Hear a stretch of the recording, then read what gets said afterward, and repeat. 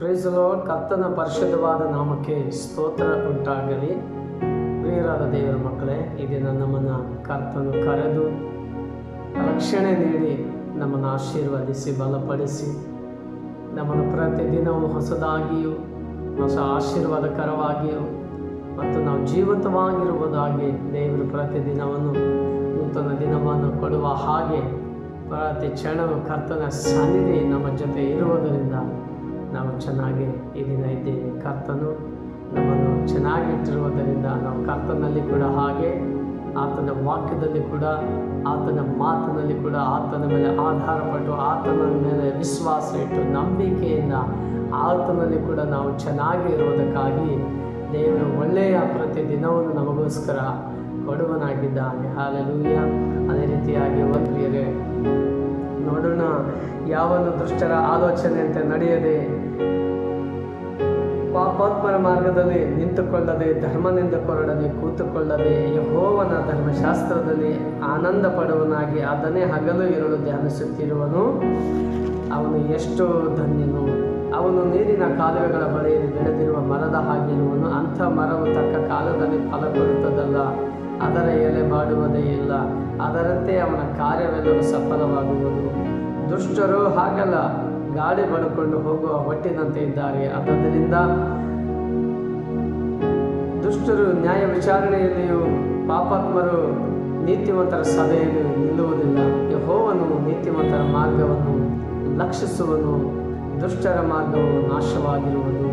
ಹೌದು ಪ್ರಿಯರೇ, ನಾವು ನೀತಿವಂತರಾಗಿ ನಾವು ದುಷ್ಟರ ಆಲೋಚನೆಯಂತೆ ನಡೆಯದೆ ನೀತಿವಂತರಾಗಿ ನಾವಿರುವುದಾದರೆ ಕರ್ತನು ನಮ್ಮ ಜೊತೆಯಲ್ಲಿ ನಡೆಯುವನಾಗಿದ್ದಾನೆ. ನಮ್ಮ ಜೊತೆಯಲ್ಲಿ ನಮ್ಮನ್ನು ಪ್ರತಿ ಕ್ಷಣವು ನಮ್ಮನ್ನು ಹಿಂಬಾಲಿಸುವನಾಗಿದ್ದಾನೆ. ಮತ್ತು ಪಾಪಾತ್ಮರ ಮಾರ್ಗದಲ್ಲಿ ನಾವೇನು ಮಾಡಬೇಕು? ನಿಂತುಕೊಳ್ಳದೆ ಧರ್ಮನಿಂದ ಕೊರಡನೆ ಕೂಡ ನಾವು ಕೂತುಕೊಳ್ಳದೆ ಯಾವಾಗಲೂ ಯೆಹೋವನ ಧರ್ಮಶಾಸ್ತ್ರದಲ್ಲಿ ಆನಂದ ಪಡಬೇಕು. ವಾಕ್ಯದಲ್ಲಿ, ಪ್ರಾರ್ಥನೆಯಲ್ಲಿ, ದೇವರ ಮಾತುಗಳ ಮೇಲೆ ಆಧಾರ ಪಡಬೇಕು. ದುಷ್ಟರ ಮತ್ತು ಪಾಪಾತ್ಮರ ಮಾರ್ಗವನ್ನು ಹಿಡಿಯಬಾರದು. ನಾವು ಕರ್ತನ ಮಾರ್ಗವನ್ನು ಹಿಡಿದವರಾಗಿದ್ದೀವಿ. ನಾವು ಸತ್ಯವನ್ನು ಪರಿಪಾಲಿಸುವವರಾಗಿದ್ದೀವಿ. ನಾವು ಪರಿಶುದ್ಧರಾಗಿರುವುದಕ್ಕಾಗಿ ಕರ್ತನಾದ ಯೇಸು ನಮ್ಮನ್ನು ಕರೆದಿದ್ದಾರೆ. ನಮ್ಮನ್ನು ಪರಿಶುದ್ಧರಾಗಿ ಮಾಡೋದಕ್ಕಾಗಿ ತನ್ನ ರಕ್ತವನ್ನೇ ಆತನು ನಮಗಾಗಿ ಸುರಿಸಿದ್ದಾರೆ. ಹಾಗೆ ನೋಡುವಾಗ ಹಗಲು ಇರುಳು ಆತನ ವಾಕ್ಯವನ್ನು ನಾವು ಧ್ಯಾನಿಸಬೇಕೆಂಬುದಾಗಿ ವಾಕ್ಯದಲ್ಲಿ ನಮಗೆ ಸ್ಪಷ್ಟವಾಗಿ ತಿಳಿಸಿಕೊಡ್ತಾ ಇದ್ದಾನೆ. ಮತ್ತು ಇನ್ನು ಮುಂದೆ ನೋಡುವಾಗ ಅವನು ಎಷ್ಟು ಧನ್ಯನು ಎಂಬುದಾಗಿ ನಾವು ಕರ್ತನ ವಾಕ್ಯದಂತೆ ನಡೆಯುವಾಗ ನಾವು ಧನ್ಯರು. ಮತ್ತು ಅವನು ನೀರಿನ ಕಾಲುವೆಗಳ ಬಳಿಯಲ್ಲಿ ಬೆಳೆದಿರುವ ಮರದ ಹಾಗೆ ಇರುವನು. ನೀರಿನ ಕಾಲುವೆಯಲ್ಲಿ ಬೆಳೆಯುವ ಮರ ನೋಡುವಾಗ ಅದು ಬಾಡುವುದಿಲ್ಲ, ಅದರ ಕಲರ್ ಚೇಂಜ್ ಆಗೋದಿಲ್ಲ, ಅದು ಹಚ್ಚಸರಾಗಿ ಮಾರ್ಪಡ್ತದೆ. ತಕ್ಕ ಕಾಲದಲ್ಲಿ ಮರವು ಫಲ ಕೊಡ್ತದೆ. ನಾವು ಕೂಡ ಕರ್ತನ ಮಾರ್ಗದಲ್ಲಿ ನಾವು ಪರಿಶುದ್ಧರಾಗಿ ನೀತಿವಂತರಾಗಿಯೂ ಕರ್ತನ ಭಯಭಕ್ತಿಯಲ್ಲಿಯೂ ಕರ್ತನ ಶಿಷ್ಯರಾಗಿ ಕರ್ತನ ಮಕ್ಕಳಾಗಿ ದೇವರ ದಾಸರಾಗಿ ಸೇವಕರಾಗಿ ನಾವು ಭೂಮಿಯಲ್ಲಿ ಆತನ ವಾಕ್ಯದಲ್ಲಿ ಆನಂದ ಪಡುವಾಗ ಆತನು ನಮ್ಮ ಕಾರ್ಯಗಳನ್ನು ಏನು ಮಾಡ್ತಾನೆ? ಅಭಿವೃದ್ಧಿಪಡಿಸುತ್ತಾನೆ. ಆ ಮರ ತಕ್ಕ ಕಾಲದಲ್ಲಿ ಫಲ ಕೊಡುವ ರೀತಿಯಲ್ಲಿ ನಾವು ಕೂಡ ತಕ್ಕ ಕಾಲದಲ್ಲಿ ಆಶೀರ್ವಾದದ ಫಲಗಳನ್ನು ಕೊಡುವವರಾಗಿರುತ್ತೇವೆ. ಪರಿಶುದ್ಧರಾಗಿ ಫಲ ಕೊಡುತ್ತೇವೆ, ನೀತಿವಂತರಾಗಿ ಫಲ ಕೊಡುತ್ತೇವೆ. ಹಾಲೆಲೂಯ. ಅದೇ ರೀತಿಯಾಗಿ ಅಂಥ ಮರವು ತಕ್ಕ ಕಾಲದಲ್ಲಿ ಫಲ ಕೊಡುತ್ತದೆ ಅಲ್ಲ ಎಂಬುದಾಗಿ ಬೈಬಲಲ್ಲಿ ಬರೆಯಲ್ಪಟ್ಟಿದೆ ಪ್ರಿಯರೇ. ಮತ್ತು ದುಷ್ಟರು ನೋಡುವಾಗ ದುಷ್ಟರು ಹಾಗಲ್ಲ, ಗಾಳಿ ಬಡ್ಕೊಂಡು ಹೋಗುವ ಹೊಟ್ಟಿನಂತೆ ಇದ್ದಾರೆ. ಕರ್ತನವರ ಜೊತೆಗೆ ನಡೆಯಲ್ಲ. ಯಾಕಂದರೆ ದುಷ್ಟ ಆಲೋಚನೆ, ಪಾಪದ ಆಲೋಚನೆ, ಮೋಸ ಮಾಡುವ ಆಲೋಚನೆ, ಕಳ್ಳತನ ಮಾಡಿ ಬದುಕುವ ಆಲೋಚನೆ, ಒಬ್ಬರನ್ನ ಮೋಸ ಮಾಡಿ ಅನ್ಯಾಯ ಮಾಡಿ ಬದುಕುವ ಆಲೋಚನೆ ಕರ್ತನವರ ಜೊತೆಗೆ ನಡೆಯಲ್ಲ. ದೇವರವರ ಜೊತೆಗೆ ನಡೆಯಲ್ಲ. ಅವರನ್ನ ಹಿಂಬಾಲಿಸುವುದೇ ಮರಣದ ಭಯಗಳು ಮತ್ತು ಆಪತ್ಕಾಲಗಳು ದುಷ್ಟರನ್ನ ಹಿಂಬಾಲಿಸ್ತಾ ಇರ್ತದೆ. ಆದರೆ ದೇವರ ಆಲೋಚನೆ, ದೇವರ ಮೇಲೆ ಭಯಭಕ್ತಿಯಿಂದ ಇಟ್ಟು ಕರ್ತನ ಭಯಭಕ್ತಿಯಲ್ಲಿ ನಡೆಯುವ ದಾಸರ ಭಕ್ತರ ಜೊತೆಗೆ ದೇವರ ಜೊತೆಯಲ್ಲಿ ನಡೆಯುವನಾಗಿದ್ದ.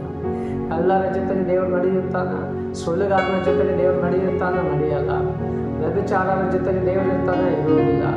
ಮೋಸ ಮಾಡುವವರ ಜೊತೆಗೆ ದೇವರು ಇರ್ತಾನೆ, ಇರುವುದಿಲ್ಲ. ಮತ್ತು ಜಗಳಾಡುವವರ ಜೊತೆಗೆ ದೇವರು ಇರ್ತಾನೆ, ಇರುವುದಿಲ್ಲ. ಮತ್ತು ಕೆಳಗಡೆ ನೋಡುವಾಗ ಆದ್ದರಿಂದ ದುಷ್ಟರು ನ್ಯಾಯ ವಿಚಾರಣೆಯಲ್ಲಿಯೂ ಪಾಪಾತ್ಮರು ನೀತಿವಂತರ ಸಭೆಯಲ್ಲಿ ನಿಲ್ಲುವುದಿಲ್ಲ. ದುಷ್ಟನೇನು ಮಾಡ್ತಾನೆ? ನ್ಯಾಯ ವಿಚಾರಣೆ ದಿನದಲ್ಲಿ, ಕರ್ತನ ದಿನದಲ್ಲಿ ಅಲ್ಲಿ ಕೂಡ ನಿಲ್ಲುವುದಕ್ಕೆ ಅವನಿಗೆ ಅಧಿಕಾರ ಇಲ್ಲ, ದಮ್ಮಿಲ್ಲ. ಮತ್ತು ಪರಿಶುದ್ಧರ ಮತ್ತು ನೀತಿವಂತರ ಸಭೆಯಲ್ಲಿಯೂ ಕೂಡ ನೀತಿವಂತರು, ಪರಿಶುದ್ಧರು, ನಂಬಿಗಸ್ತರು, ದೇವರನ್ನ ಆರಾಧಿಸುವವರ ಗುಂಪಿನಲ್ಲಿ ಕೂಡ ಆ ಪಾಪಾತ್ಮರು ನಿಂತ್ಕೊಳ್ಳೋದಿಲ್ಲ. ಅವರು ಓಡೋಗ್ತಾರೆ. ದೇವರನ್ನು ನೋಡಿ ಅವರು ಜನ ಮಾತ್ರದಲ್ಲೂ ಕೂಡ ನಿಲ್ಲೋದಕ್ಕೆ ಅವರಿಗೆ ಶಕ್ತಿ ಬರಲ್ಲ, ಅವರಿಗೆ ಆ ಧೈರ್ಯನೇ ಇಲ್ಲ. ನೋಡುವಾಗ ಯೆಹೋವನು ನೀತಿವಂತರ ಮಾರ್ಗವನ್ನು ರಕ್ಷಿಸ್ತಾನೆ.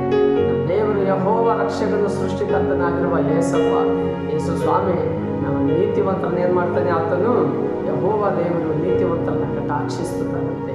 ನೀತಿವಂತನು ಏನು ಕೆಲಸ ಮಾಡ್ತಾ ಇದ್ದಾನೆ? ನೀತಿವಂತನ ಪ್ರಾರ್ಥನೆ ಹೇಗಿದೆ? ನೀತಿವಂತನು ಚೆನ್ನಾಗಿದ್ದಾನ? ಎಲ್ಲ ಒಳ್ಳೆ ಊಟ ಮಾಡ್ತಾ ಇದ್ದಾನ? ಎಲ್ಲ ಕಷ್ಟ ಕಾಲದಲ್ಲಿದ್ದಾನ? ದೇವರು ಕಟಾಕ್ಷ ಬಿಟ್ಟು ಗಮನಿಸ್ತಾನೆ ಇರ್ತಾರೆ ನೀತಿವಂತರ ಪಕ್ಷದಲ್ಲಿ. ಹಲ್ಲೆಲೂಯಾ. ಮತ್ತು ದುಷ್ಟರ ಮಾರ್ಗವು ನಾಶವಾಗುವುದು. ದುಷ್ಟರ ಮಾರ್ಗ ಯಾವಾಗ ನಾಶವೇ?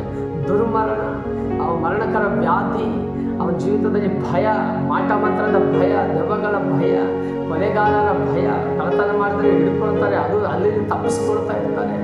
ಇಂಥ ಒಂದು ಕಾಲದಲ್ಲಿ ದುಷ್ಟರು ಭಯ ಭೀತಿಯಿಂದ ಅವನ ಆಯುಷ್ಕಾಲಗಳನ್ನು ಕಡಿಮೆ ಮಾಡಿಕೊಳ್ಳುವವರಾಗಿರ್ತಾರೆ. ಕರ್ತನ ಸಮ್ಮುಖದಲ್ಲಿ ಬೇಡಿಕೊಳ್ಳೋ ಪ್ರತಿಯೊಬ್ಬರಿಗೆ ಕಡಿಮೆ ಇಲ್ಲ. ಅವರು ಯಾವಾಗಲೂ ಹರ್ಷ ಹೃದಯವುಳ್ಳವರಾಗಿ ಕರ್ತನ ಸಾನ್ನಿಧ್ಯದಲ್ಲಿ ಸಂತೋಷವಾಗಿರ್ತಾರೆ. ಸಂತೋಷವಾಗಿ ಕುಟುಂಬದಲ್ಲಿ ಊಟ ಮಾಡ್ತಾರೆ, ಸಂತೋಷವಾಗಿ ಮಕ್ಕಳ ಜೊತೆಯಲ್ಲಿ, ಸಂತೋಷವಾಗಿ ಹೆಂಡತಿ ಮಕ್ಕಳ ಜೊತೆಯಲ್ಲಿ ಸಂತೋಷಕರವಾಗಿರುತ್ತಾರೆ. ಯಾಕಂದರೆ ದೇವರು ನೀತಿವಂತರ ಪಕ್ಷ ಇದ್ದಾನೆ, ನೀತಿವಂತರ ಜೊತೆಯಲ್ಲಿ ನಡೆಯುತ್ತಾನೆ. ನಾವು ಹಾಗೆ ನೀತಿವಂತರಾಗಿರೋಣ, ಪರಿಶುದ್ಧರಾಗಿರೋಣ, ನಂಬಿಗಸ್ತರಾಗಿರೋಣ. ನಾವು ಯಾವ ಪಾಪ, ಲೋಭ, ಅನ್ಯಾಯಕ್ಕೆ ಕೈ ಹಾಕದೆ ನಾವು ದೇವರ ಮಕ್ಕಳಾಗಿ ಎಲ್ಲರನ್ನ ಒಳ್ಳೆಯ ಮಾತಿನಿಂದ ಸನ್ಮಾನಿಸದೆ, ಎಲ್ಲರನ್ನ ಪ್ರೀತಿ ಮಾಡುತ್ತಾ, ಎಲ್ಲರ ಜೊತೆಯಲ್ಲಿ ಸಮಾಧಾನವಾಗಿರೋದೇ ಇದು ದೇವರು ನಮಗೆ ಕೊಟ್ಟಂಥ ವರಗಳು. ದೇವರು ನಮ್ಮನ್ನು ಕರೆದಿದ್ದು ಇದಕ್ಕಾಗಿ. ಕರ್ತನು ನಿಮ್ಮನ್ನು ಆಶೀರ್ವದಿಸಲಿ. ಪ್ರೈಸಲು ದೇವರು ನಿಮ್ಮನ್ನು ಆಶೀರ್ವದಿಸಲಿ. ಮತ್ತೊಂದು ಸಾರಿ ಇನ್ನೊಂದು ವಿಡಿಯೋಗೆ ನಾವು ಕಾಣಿಸ್ಕೊಳ್ಳೋಣ. ದೇವರು ನಮ್ಮ ಜೊತೆ ಇರುವುದರಿಂದ ನಮಗೆ ಭಯ ಇಲ್ಲ. ದೇವರು ನಿಮ್ಮನ್ನು ಆಶೀರ್ವದಿಸಲಿ.